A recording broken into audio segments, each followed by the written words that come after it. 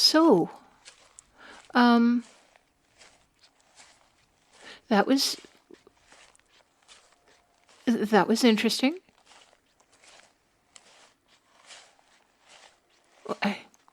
Awkward. Awkward is a word. Did your grandfather know that I could hear him saying those things? Is he just deaf, or did he not care? Okay. No, I just never heard some of those words before. I take it that they were slurs.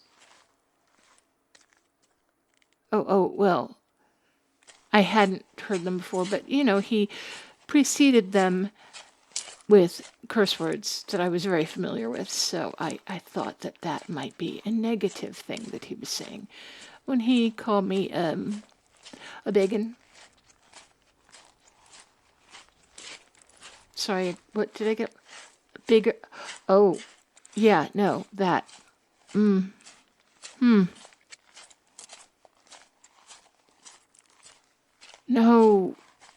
I don't blame you for your grandfather. Of course not. I wish I'd had some warning. Really? It's the first time he's expressed those sentiments, because they flew out of his mouth as if it were kind of well practiced. Yeah, I thought so.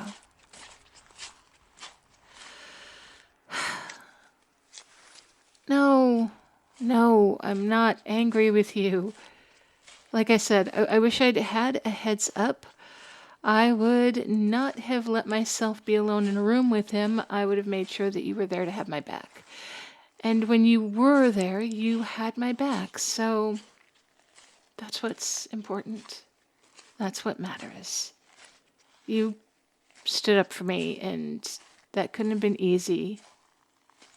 So thank you. Your mom was great. Your mom was so great. She was clearly a little bit embarrassed about her father.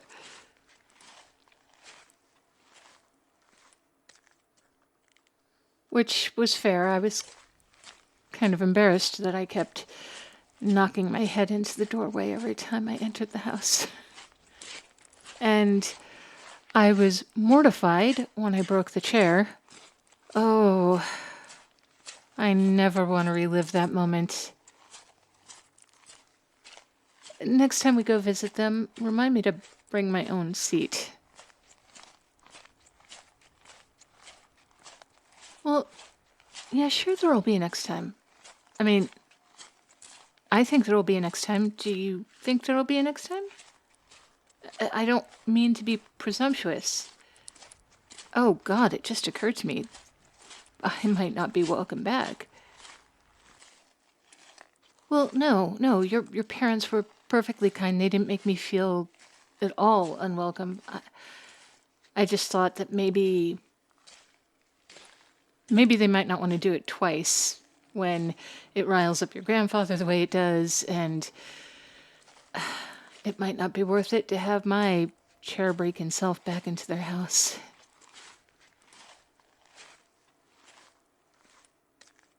Okay. Did she? Oh, that was so sweet of her to say. I liked her a lot, too. And your dad, he was funny, huh? Well, yeah. Yeah, the jokes were pretty cringe, but you know what? He knew they were cringe, and he traipsed happily into them nonetheless. And there is something to be said for that. I kind of like when somebody can embrace the cringe and just not apologize for it.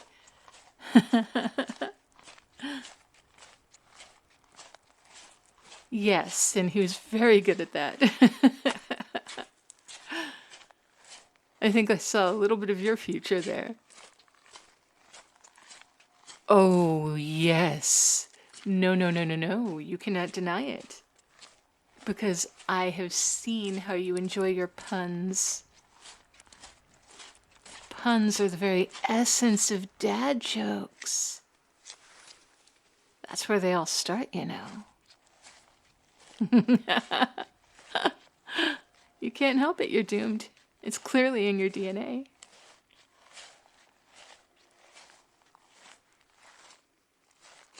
Oh, I don't think it's so bad. I kind of like your DNA.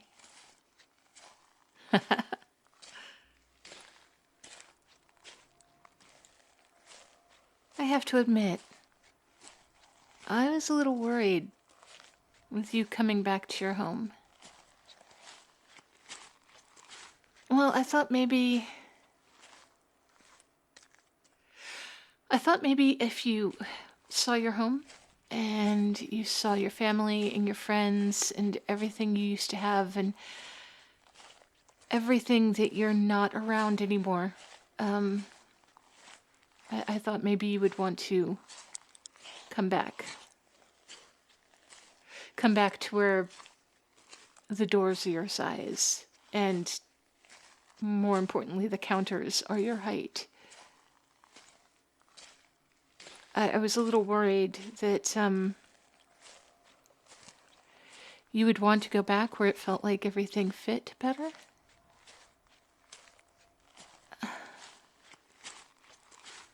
And I was a little worried that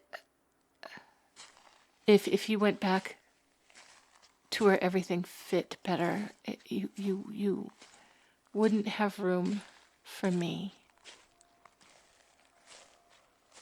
And I don't mean that metaphorically, I mean quite literally. You saw that I don't fit very easily in your parents' home. There's not a building in your village that would accommodate me easily.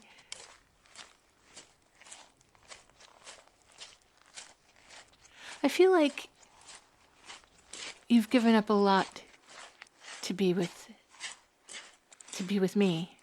And I know that you're staying with me because it's close to where you work and because it's convenient, and I know that it's just that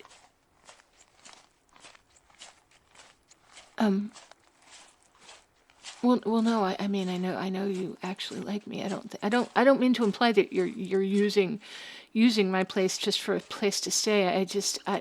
I'm not expressing myself very well right now.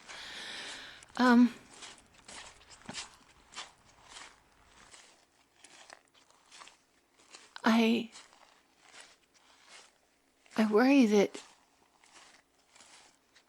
worry that you might decide to find a way to do your work and just ship the goods into town, or that it might be worth it to you to stay in a place around your family and friends and things that are your size and just come into town to sell your goods. I feel like maybe you're surrendering a lot to stay with me. And that can only go on for so long. I saw you with your family happy and laughing and bonding with people that you've known all your life, and people who have in-jokes with you, and people who have shared frames of reference, and people who know you in ways that I don't. People you're just comfortable with. I worry that you must miss all of that. And I realize that there's an element of your work that makes it more convenient for you to stay with me. But let's face it, you could have been going back and forth this whole time. You don't have to stay with me in order to sell clothes in town. I know that you're staying with me not just because it's close to town, but because, well, because you and I have a thing between us, an affection, a romance. And I would like to keep that going. I would like to keep it going in a way that's sustainable. I would like to talk about how we do that going forward. I would like to make plans with you. I would like to make plans for us instead of just allowing things to be the way they are with the excuse that it was convenient, because frankly that was always just an excuse for me. I just wanted you to spend more time with me, and it was a reason to get you to spend more time with me. So I would like to stop making excuses and reasons and call this what it is, that I love you and I want to be with you. And I want this to be sustainable. Yeah, I said that. I really, really want it to be. So what I'm getting at, sorry. Would you like us to move into a different place that isn't mine? Like a place for us together? Maybe someplace closer to your village? I obviously can't live in your village. None of those buildings would be able to accommodate me easily, but maybe just outside? Maybe nearby? That way you could still have access to your friends and your family and your lovely mother and father and even your sizest grandfather. But I want you to be happy. And I want you to be happy with me and not feel like you're making sacrifices of everyone else you love in order to be with me.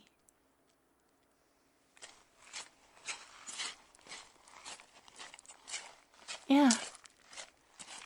No, I would have no problems with that. I would have no qualms with it. My work can be done anywhere. Yeah, I like to be a little further away from people. My battery is low for social engagement. But for one, if we're outside of your village, we wouldn't be dealing with the same kind of just everyday drop-in that some people deal with. But also, I think your family gets that. I mean, I think that your family understands that sometimes some people just need more space. I spoke to your mother one night. It was late. Everyone else had gone to bed, and I just went out into the garden and sat just to be by myself for a little while. I mean, I get that everyone was asleep, and I was tired. I should have been sleeping, but more than I needed sleep, I just needed that time alone to catch my thoughts and to feel the quiet. And your mom came out. It turned out she was doing the same thing. She also has kind of a low social battery, it seems. You never mentioned that to me. Is that why you're so understanding of it? Is it just that you're accustomed to it? Yeah.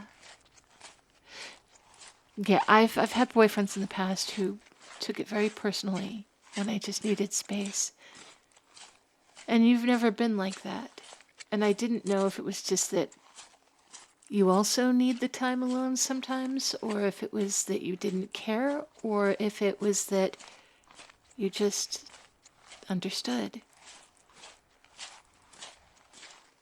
But your mother explained that she's always had to have time to just be by herself. And that you were always very understanding, that it wasn't about you, it was just about her. I like your mom a lot. I think she and I share a lot of similar interests and attitudes. I think we have a similar temperament. But most of all, I like her because she raised a very good son.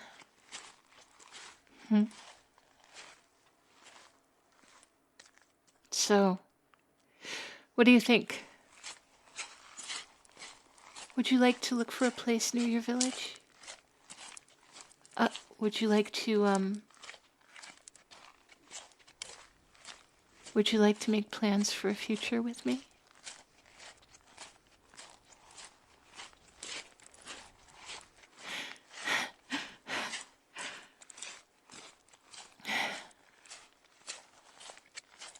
Yeah.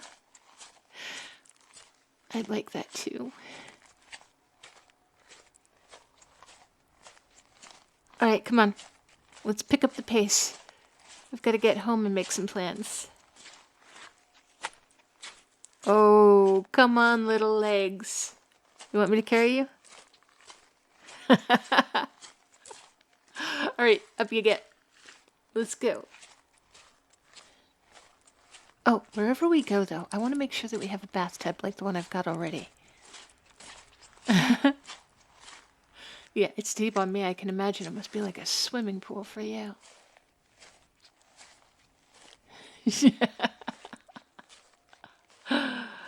Well, you can do laps in the bathroom. That's fine. I'm looking forward to this. All right, guys. I hope you enjoyed that one. I was happy to make those two just come together a little bit closer, make them a little bit happier, put them toward a little bit more of a happy ending. They haven't had a whole lot of conflict and strife and what have you, and sometimes that's okay. Rarely makes for a good story, but it is for a nice, relaxing, let's all have a moment of peace story. I have so many thanks to give, as always. It has been almost a month, or about a month now, since I started my Patreon, and I'm gonna have to do something about this ever-growing list of patrons who I appreciate so much, but I think I'm gonna have to start doing rolling credits across the screen for a lot of you. I am sorry. But in the meantime, it is still fun to go through the list and see what nonsense my patrons are naming themselves in order to try to get me to giggle this time. Okay, we have Curious Jorge, Basilisk Pain, Deep Fried Vibes, Max Greening, E. Hizasho, Goose, L, John Kebab, Eli, MCH Main, Salty Loganisa, Hungry Hippo, Gilberto Riquero, Alex Willette, Quincy Jones, Adam, Kobe Ewing, Killswitch Engage, Old Bean UK, Jonesy, The Buy Agenda, King Kylie 21, Kiro Agreste, George Thurn, Anonymous, Chris Arctic Penguin 92, Duke is Here, Kahlua Bear, Titan O'Grady, Jesse, Kolek 92, Braulio Vargas, KJW, Sean, Wylan, Seth the Mess, Rayson Hong, Kaguzo, Nick, Synergy 12, Forces says sorry, Raptor,